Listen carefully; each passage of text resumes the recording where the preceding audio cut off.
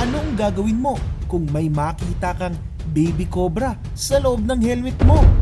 Ito ang nangyari sa isang motorcycle rider.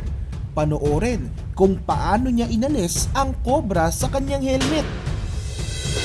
Viral ang isang video ng isang motorcycle rider matapos siyang makakita ng ahas sa loob ng kanyang helmet. Ayon sa salaysay ng rider, nagpark raw siya sa isang liblib na lugar na may damo. Isinabit niya raw ang helmet sa kanyang motor. Pinark niya ito sa isang madilim na parte ng kanilang lugar upang wala umanong kumuha ng kanyang helmet. Kaso, kinabukasan, wala ngang taong kumuha ng helmet. Pero, ginawa naman itong pugad ng cobra. Agad niya raw itong itinawag sa mga otoridad upang tulungan siyang tanggalin ang ahas sa loob.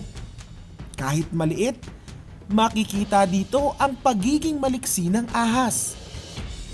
Bawat maling galaw, pwedeng matuklaw, kaya hindi naging madali ang panguhuli rito. Samantala, sa ibang balita, viral rin ang isang bata sa San Isidro, Tampakan, South Cotabato dahil sa isang video na may tangan-tangan nitong ahas na ayon sa kanya, best friend niya raw. Ayon sa uploader ng video, habi na raw umano ng bata ang panguhuli ng ahas. Natsyempuhan niya raw itong may nakuhang ahas, kaya vinidyohan niya agad. Ayon sa kanya, dinala raw ang bata sa health center dahil di umano'y nakagat ito ng ahas, pero safe naman daw itong nakauwi sa kanilang bahay. Sa panayam sa kanyang nanay, inamin nito na 3 years old pa lamang daw ang kanyang anak, mahilig na daw itong mag-alaga at manghuli ng mga ahas. Kaya itinuturing niya ang mga ito bilang best friend. Samantala, isang food delivery rider ang nagulat nang makakita ng sawa sa loob ng kanyang motorsiklo. Naghihintay lamang ito ng food booking mula sa kanyang pinagtatrabahuang delivery services nang makita ang sawa. Nagpatulong pa siya sa mga kapwa rider na tanggalin ang sawa sa loob ng motorsiklo.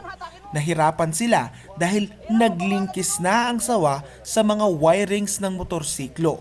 Pahirapan ang paghila at pagkuha ng sawa. Ngunit napagtagumpayan nila itong kunin matapos ang ilang subok na hila.